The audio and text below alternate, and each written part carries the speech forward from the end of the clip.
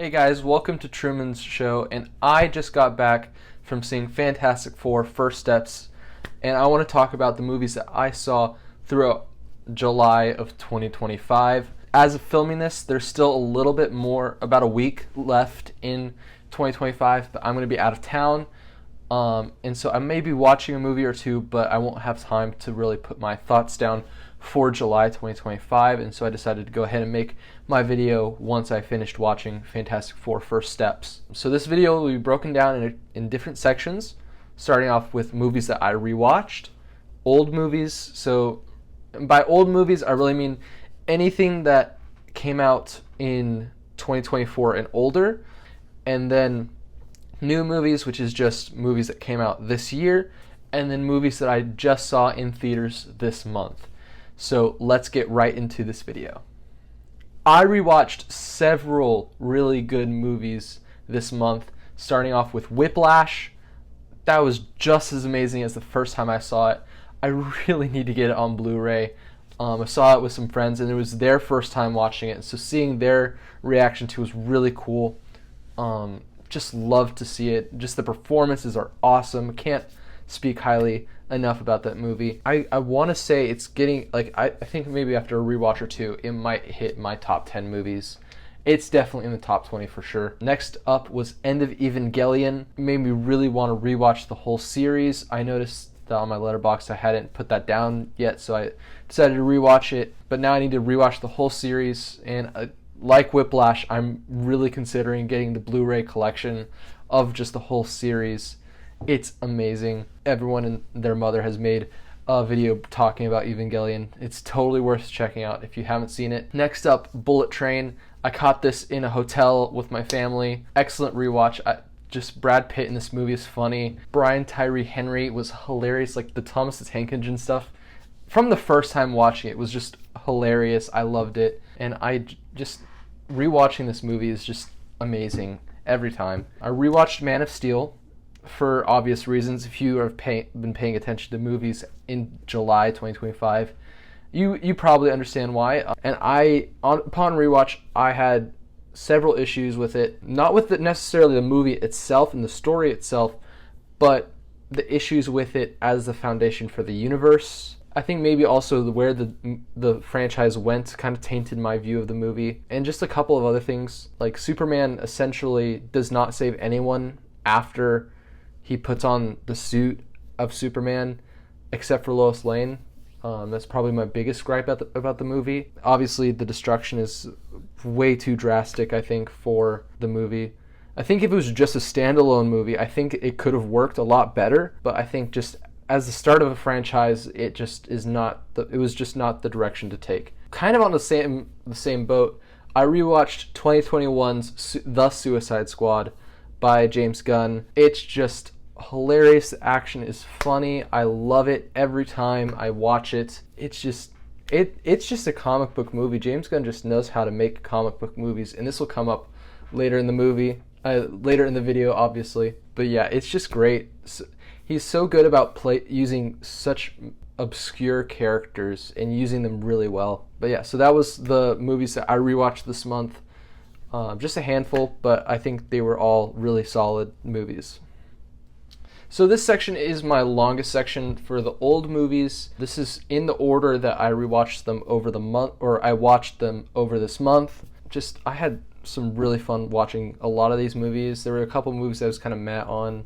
But yeah, here's the movies that I watched this month. And the first one was Help, the Beatles movie. I have been on a huge Beatles kick this year, just loving them. And I decided to give one of their movies a shot. I probably should have gone with Hard Day's Night first, because I think there was some setup for this one in there. But just the comedy is just really funny. The Beatles are hilarious. Like, it's just so funny. The plot itself is just stupid, but like it's stupid in a way that we really don't get at all nowadays. So, and just great slapstick. Totally worth checking out if you like the Beatles and are willing to just like roll with the stupidity of the movie. And the soundtrack's just really great. It's the Help album, so it's great. Next up, in a very like different direction, I watched Steven Spielberg's The Post, and that was really good. I'm a sucker for historical fiction. I just love it. Well, not historical fiction, but just historical movies and stuff like that. Just great performances. It's just a really good movie, really well made. Definitely worth like watching if you enjoy historical movies. Yeah, it was just good. After that, I watched Arrival by Denis Villeneuve, and honestly, Amy Adams just killed it in this movie. She's so much better here than she is in Man of Steel, and just the whole dynamic of the movie, like, it's just a great movie. And I'm surprised I held off watching this movie for a while, just for whatever reason. I remember seeing the trailers for it and all of that. I just never got around to see it until now. But yeah, it was a really good movie. And then another movie that I'm surprised it took me this long to see was T2 Judgment Day. I watched Terminator, the first one, like 2 years ago, maybe a year and a half ago. And I think it was because it just wasn't on the streaming services that I had available to me at the time. I just never got around to watching it, but seeing it was just awesome.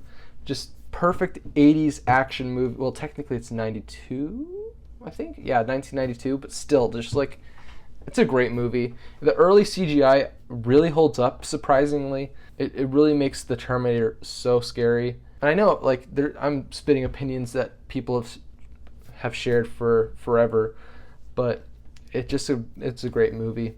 Then I watched Speed, which, like Bullet Train, I caught in a hotel.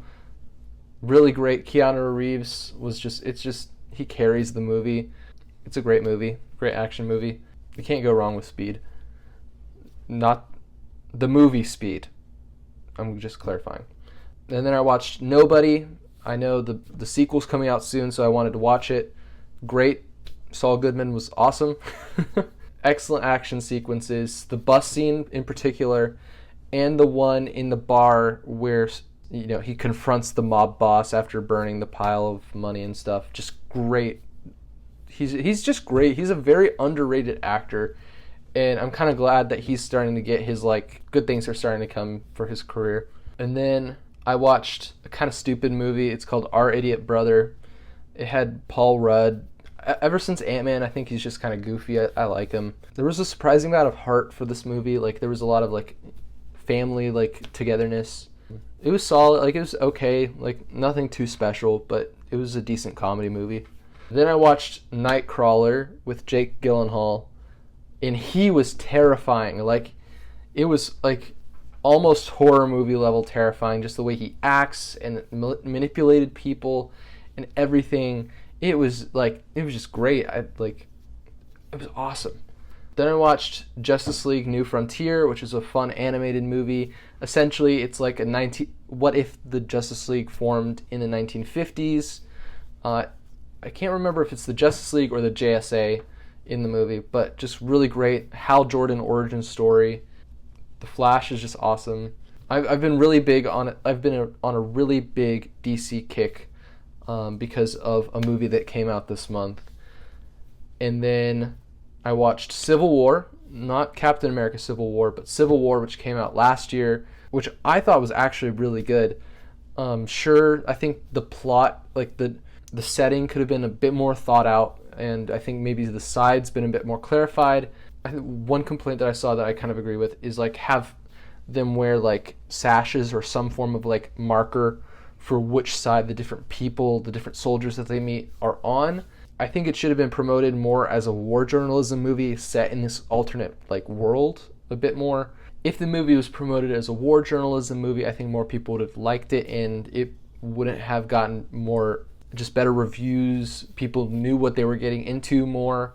But it's definitely worth checking out at the very least. And it was honestly a little scary to see, like, this is how modern war looks like in America, on American soil. And I think it's just, like, something really interesting to see. And then after that, I watched All-Star Superman, which was an adaptation of a comic book, and it's an animated film. And I just say, read the comic. It was way better. The art's way better. Fantastic Lex Luthor in that movie and in the comic. Kind of the most disappointing movie that I saw this month is Sicario: Day of the Soledad. I thought this was the original Sicario by Denis Villeneuve, but it's actually the sequel. So the second I found out that it was the sequel, I have a bad habit of doing that, actually, of starting the sequel, not realizing it's the sequel. Yeah, and I think once I realized that, it really made me kind of disengage from the movie. So I think if I go back and watch the original and then come back to this one, I'd like it more. Tubi only had the sequel, which kind of sucks. And then I watched Great Gatsby, which honestly I really enjoyed for the most part, except for two things. And these two things really bring down the movie. One is the fact that it's mostly CGI backgrounds. I think that really kills the movie. And because there's some scenes that you see it, and you're like, oh, this would have been so cool if they had this actual set, and then it's not an actual set, and then it also just looks off half the time. It looks honestly AI generated, and like seriously, like it really does. It really looks AI generated because of the fact of how much CGI is used in the movie. And the second gripe is that I think using like 2010s hip hop and rap just really kind of disconnects you from the world that they're in, and it's because the music is jazz, and it's supposed to be jazz because that's what was popular in the 20s. And I think the reason why they went with modern hip hop and rap is to kind of connect the extravagance of the 2010s with the 1920s and kind of make that comparison. But I think that just really it just pulls you out, and I think that just hurts the film. I think jazz would have just been a way better pick for the movie, especially because in universe they're listening to jazz, like that's what is being played. But we're hearing hip hop and rap, and like just not necessarily just hip hop and rap, but just modern music that they would not have been listening to in the book, even or in the time frame that it was happening. I think it just pulls you out of the movie, and I think it just really hurts the movie. But seriously, like Tobey Maguire, Leonardo DiCaprio just really, really sell the movie. Their performances are great, no notes. Just the CGI and the music just really made me dislike the movie. And then I watched Suicide Squad 2016, and I watched it because I wanted to see if it was as bad as people made it out to be, and yeah, it was. It took 40 minutes for the movie to actually get started. By that point, I just didn't really care. Harley is literally the only redeeming part of the movie because of just like how well she is portrayed in the movie. I'm torn actually about Jared Leto's Joker. I think he's almost right. It comes off more creepy than clownish. And I've also been rewatching Batman the Animated Series, and just the way that he's trying to get to Mark Hamill's Joker, but it's just not there, and it just comes off more as creepy. And because of the like over sexualization of how Jared Leto is acting, especially towards Harley, and it just really like it turns it from being silly to creepy. And I think that it was just it just made it hard to watch. I think there's like the idea of a movie there, like a really good movie in there, but I think it just, from what I've heard, the producers just really screwed with the movie, and it's unfortunate. And I just died laughing when Will Smith said, "What are we, some kind of Suicide Squad?" It was just like, bro, it's just so bad. So those were the older movies that I watched in July of 2025. So the movies that I saw that came out in 2025 this month but weren't theatrical releases was Novocaine. Just amazing action movie. Jack Quaid really killed it. They really used the premise of a guy who cannot feel any pain whatsoever to its fullest extent, and they used his powers really, really creatively. I think the torture sequence is a great example of that. The 4D chess going on there, just awesome. Really brutal action sequences though. It was crazy. It was a crazy movie. Really, really great watch. And then I watched K-pop Demon Hunters, and it's as good as everyone says it is. It's like legit, like it is. The music slaps. The only song I just didn't really vibe with was Soda Pop. It's just so cringe. But it's a kid's animated movie. Like there's what am I gonna expect? But it was good. It was seriously good. Definitely worth watching, even if you're not big on K-pop. The animation is top tier, and it's just an enjoyable movie. It just really is. And those were the only 2 movies that I saw from this month. So last up are the movies that I saw in theaters in July 2025, and I saw 5 movies in theaters this month. So I saw Jurassic World Dominion. Honestly, seeing the Odyssey trailer was really cool. And then next up, I saw Superman. Loved it. Amazing. No notes whatsoever. It was the first time that I saw a theatrical release of a new movie in IMAX, and I saw it at like a really good IMAX theater. It was beautiful. I loved it. Just blown away. I saw it a second time. The second time was a little bit worse, just because the theater I went to had such a weird setup where the screen was too small, and so the lettering at the top was cropped, especially in the introduction. That was when it was at its worst, but just amazing. It really kicked off a resurgence in DC watching, and I honestly want to carry that into the future. And just Superman is punk rock. And then I saw Eddington, really solid drama movie. Joaquin Phoenix, Pedro Pascal just really kill it.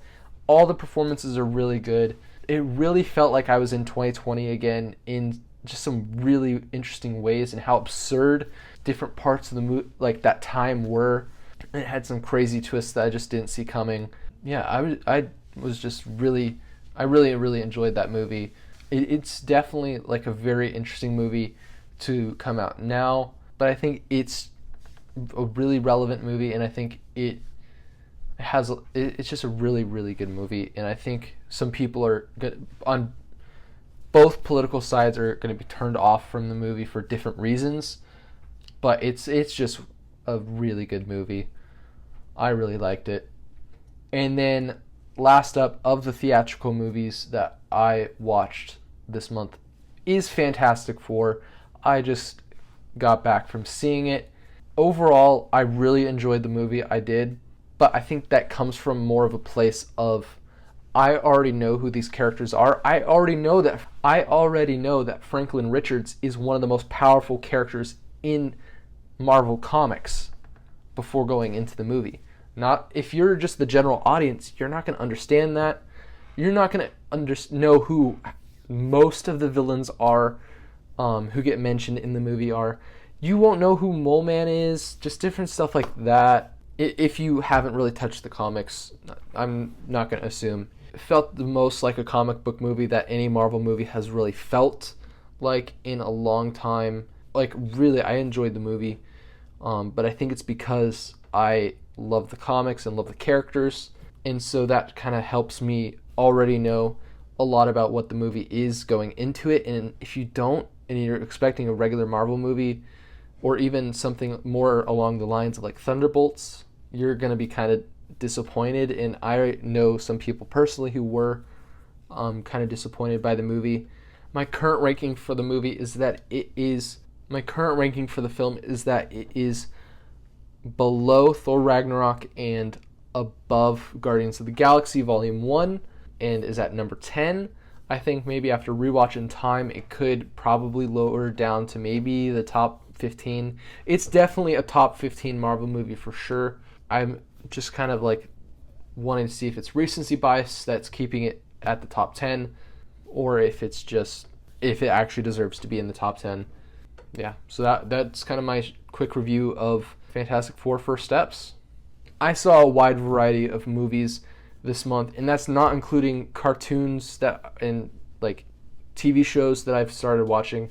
I've started rewatching Peacemaker for the new season coming in August. I've been watching Batman the Animated Series, and I want to get through the entirety of the DC animated universe. But yeah, I'm really excited for the movies that I'll see this next month, even though July was the biggest month for movies for me. Like, I just was excited for every single thing that was coming out except for Smurfs. No one wants to watch Smurfs. Except for that guy I saw leaving the theater wearing a Smurf shirt by himself. Bye.